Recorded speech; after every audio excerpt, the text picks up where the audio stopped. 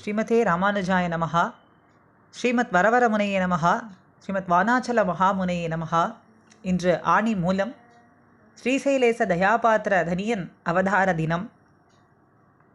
இந்த ஸ்ரீசைலேச தயாபாத்திர தனியன் வைபவத்தை புதிய அணுகுமுறையிலே சாதித்தவரான சுவாமி ஊவே சௌரிராஜயங்கார் சுவாமியினுடைய குறிப்பிலிருந்தும் அதை எடுத்துக்காட்டிய கோயிலாத்தான் சுவாமிக்கும் அதை பதிப்பிட்ட புத்தூர் ஊவே பாலாஜி சுவாமிக்கும் அடியேனுடைய கிருத்தஜைகளை தெரிவித்துக் கொண்டு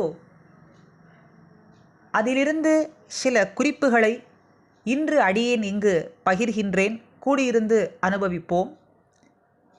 ஸ்ரீசைலேச தயாபாத்திரம் தீபக்தியாதி குணார்ணவம் யதீந்திர பிரவணம் வந்தே ரம்யஜா மாதரம் முனிம். பொதுவாக ஸ்வீகாரம் என்றால் என்ன? ஸ்வீகாரம் என்பதற்கு அர்த்தம் என்ன? எடுத்துக்கொள்வது. ஸ்வீகாரம் என்றால் எடுத்துக்கொள்வது. அந்த ஸ்வீகாரம் இரண்டு வகைப்படும். ஸ்வகத ஸ்வீகாரம், பரகத ஸ்வீகாரம். வைஷ்ணவ காலக்ஷேபங்களிலும் உபன்யாசங்களிலும் பிரசித்தமாக சொல்லப்படக்கூடிய விஷயங்கள் இந்த இரண்டுமே. ஸ்வகத ஸ்வீகாரம், பரகத ஸ்வீகாரம். ஸ்வகத ஸ்வீகாரம் என்னால் சேத்தனன் தானே எம்பெருமானை பற்றுவது, அவனுடைய முயற்சியாலே சென்று எம்பெருமானை பற்றுவது என்பது ஸ்வகத ஸ்வீகாரம். எம்பெருமான் தானே சேத்தனனை வரித்து கொள்வது பரகத ஸ்வீகாரம். ஸ்வகத ஸ்வீகாரம் சேத்தனனான ஒருவன் எம்பெருமானை சென்று பற்றுவது.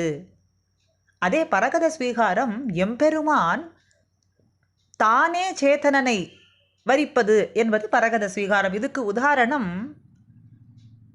மர்க்கட கிஷோர நியாயம் என்றும் மார்ஜார கிஷோர நியாயம். அதாவது குரங்கு ஓரிடத்திலிருந்து வேறு இடத்துக்கு போகும்போது குட்டியை தாயே கெட்டியாக பிடித்து கொள்ளும். அதுக்கு பேர் மர்க்கட கிஷோர நியாயம். ஸ்வகத ஸ்வீகாரத்துக்கு உதாரணமாக சொல்லலாம். அதே பூனை ஓரிடத்திலிருந்து வேறிடத்துக்கு போகும்போது குட்டியை வாயால் கவ்விக்கொண்டு போகிறது. பல்லிலே படாமலும் விழாமலும் இருக்கும்படிக்கு தாய் பூனையையே குட்டி பூனையை கவ்விக்கொள்கிறது. அதனால் இந்த குட்டி பூனை கவலை இல்லாமல் இருக்கிறது. இதுதான் மார்ஜார கிஷோர நியாயம், அதாவது பரகத ஸ்வீகாரத்துக்கு உதாரணமாக சொல்லலாம். இந்த ரெண்டிலே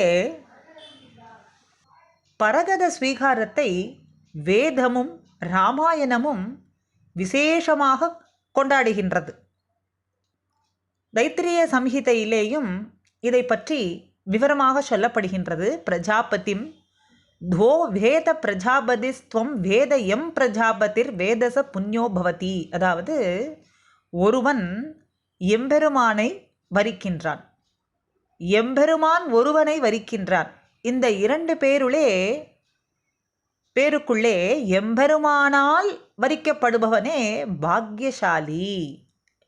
பரகத ஸ்வீகாரம் என்று தைத்திரிய சம்ஹிதை எடுத்து காட்டுகின்றது. அதே ராமாயணத்தில் ஒரு ஸ்லோகம். வேதமும் ராமாயணமும் பரகத ஸ்வீகாரத்தை கொண்டாடுகின்றதுன்னு தானே பார்த்தோம்.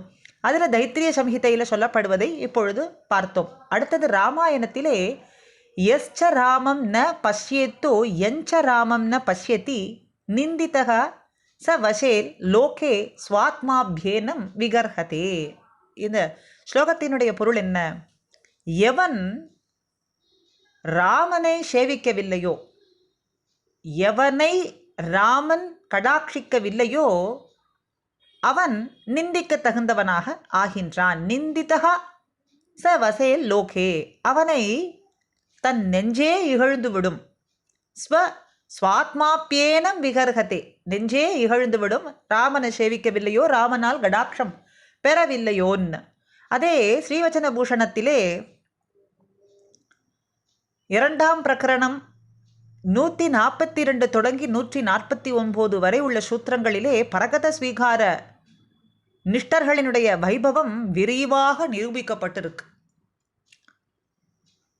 இதுதான் வேத தாத்பரியம் என்பதையும் இந்த அர்த்தத்தை எல்லாம் வேத புருஷன் ஆதரித்தான்னு பிள்ளை லோகாச்சாரியாரே அறுதிட்டு சொல்லியிருக்கார். அழகிய மணவாள மாமுனிகளை அதி விலக்ஷணமான முறையிலே ஆச்சாரியராக வரித்து அவரிடத்திலே 36,000 படி காலக்ஷேபம் கேட்டார் நம்பெருமாள். அதற்காக தான் 1 வருஷ காலத்துக்கு தன்னுடைய உற்சவங்களை எல்லாம் நிறுத்தி மாமுனிகளை வடக்கு முகமாக ஆச்சாரிய பீடத்திலே எழுந்தருள பண்ணி பிராட்டியோடு தானும் கிழக்கு முகமாக எழுந்தருளி திருச்செவி சாத்தினான் என்று பிரசித்தமாக நாம் அறிந்தது. அப்படி காலக்ஷேபம் பூர்த்தியானவுடன் குழந்தை உருவிலே ரங்க நாயக்கமாக தோன்றி ஸ்ரீசைலேஷ தரியனை அருளி செய்தார். இப்படி ஸ்ரீசைலேஷ தயாபாத்திரரை அதிவிலக்ஷணமான முறையில் ஆச்சாரியராக வரித்ததே ஸ்ரீசைலேஷ தயாபாத்திர வைபவம். ஸ்ரீசைலேஷ தயாபாத்திர வைபவம், வைபவம்னா என்ன? கொண்டாடுகின்றோமே. ஸ்ரீசைலேஷ தயாபாத்திரரை அதிவிலக்ஷணமான முறையிலே ஆச்சாரியராக எம்பெருமான் வரித்து கொண்டான். அதுவே ஸ்ரீசைலேஷ தயாபாத்திர வைபவமாகிறது. என்னை ஒழிய என்னின் முன்னம் பாரித்து தான் என்னை முத்தப் பருகினான் காரோக்கும் காட்கரையொப்பன் கடியனே என்ற இடத்திலே நம்மாழ்வார் தாம் பரகத ஸ்வீகார விஷயமான படியை பேசியிருப்பதை நாம் அனுபவிக்கலாம். திருக்காட்கரை பதிகத்திலே சுவாமி ஆளவந்தாரும் ஸ்வகத ஸ்வீகாரம் அபாயமே ஒழிய அது உபாயம் ஆகாது என்று தன்னுடைய கிரந்தங்களிலே காட்டியிருக்கிறார். ஆட்கொள்வான் ஒத்து என்னுயிர் உண்ட மாயன் என்கிறபடியே தன்னோடு கலந்து பரிமாறும் தசையிலே அடிமை கொள்வார் போல புகுந்து நம் சேஷத்துவத்தை நாம் நோக்க வேண்டும் என்ற நைச்சியத்திலே நம் உகப்பை ஒழிய அவனுடைய உகப்பே புருஷார்த்தம் என்று மாமுனிகள் கொண்டிருந்தார்னு சொல்றதுல குறையேதுமே இல்லை. விபவத்திலும் சரி, அர்ச்சாவதாரத்திலும் சரி, பலரிடத்திலே சிஷ்ய விருத்தி செய்து உகந்திருக்கிறான் எம்பெருமான். விபவத்திலே வசிஷ்டர், விஸ்வாமித்திரர், சாந்தீபினி முதலானாருக்கு சிஷ்யனானான். அர்ச்சாவதாரத்திலே திருக்குறுங்குடி வைஷ்ணவ நம்பி எம்பெருமானாருக்கு சிஷ்யனாயிருந்து உகந்தார். திருக்கண்ணமங்கை பத்தராவி பெருமாளை வெண் சங்கம் ஒன்று ஏந்திய கண்ண நின்றெனக்கும் குறிப்பாகில் கற்கலாம் கவியின் பொருள்தானே என்று திருமங்கையாழ்வார் மங்களாசாசனம் செய்ததால் அர்ச்சாவதாரத்தில் எம்பெருமான் ஆழ்வாரின் சிஷ்யரானார். ஆனால் மாமுனிகள் ஒருவரிடத்திலேயே நம்பெருமாள் நேரேயே பரிபூர்ண சிஷ்ய விருத்தி செய்து உகந்தருளி தனியனையும் அருளி செய்து தான் கோயில் கொண்டு எழுந்தருளியிருக்கும் இடம் எல்லாவற்றிலும் எங்குமே இந்த தனியன் தன் முன்பு சேவிக்கத்தக்கது, இதுதான் முதலிலே சேவிக்கத்தக்கதுன்னு நியமித்து அருளினான். பிரதி தினமும் விஸ்வரூபத்திலே ஸ்வ ஆச்சாரியன் தனியனை திருச்செவி சாத்திய பிறகுதான் பஞ்சாங்க சிரவணம் செய்தருளுகின்றார் நம்பெருமாள். இதுவே ஸ்ரீசைலேஷ தயாபாத்திரருக்கு உள்ள தனிப்பெருமை. இதுதான் அவர் தென்னரங்கர் சீர் அருளுக்கு இலக்காக பெற்றோன் என்று மாமுனிகள் தாமே அவருடைய கிரந்தத்திலே வெளியிட்டு அருளினார். தென்னரங்கர் சீரருளுக்கு இலக்காக பெற்றோன் திருவரங்கம் திருப்பதியே இருப்பாக பெற்றோன்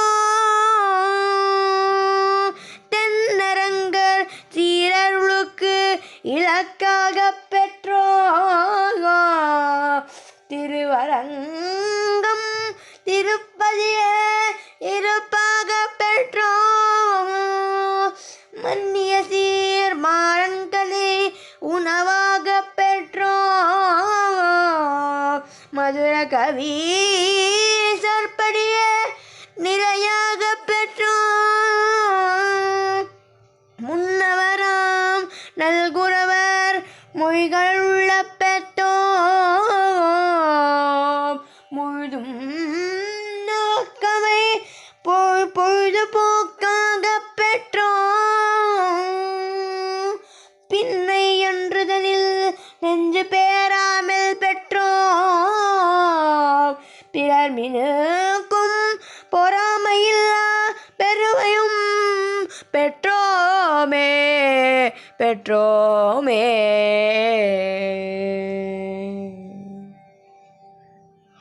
இப்படி தென்னரங்கனுடைய அருளுக்கு இலக்காகவும் மாறன் உரைகளையே உணவாகவும் மதுரகவி சொல்படியே நிலையாகவும்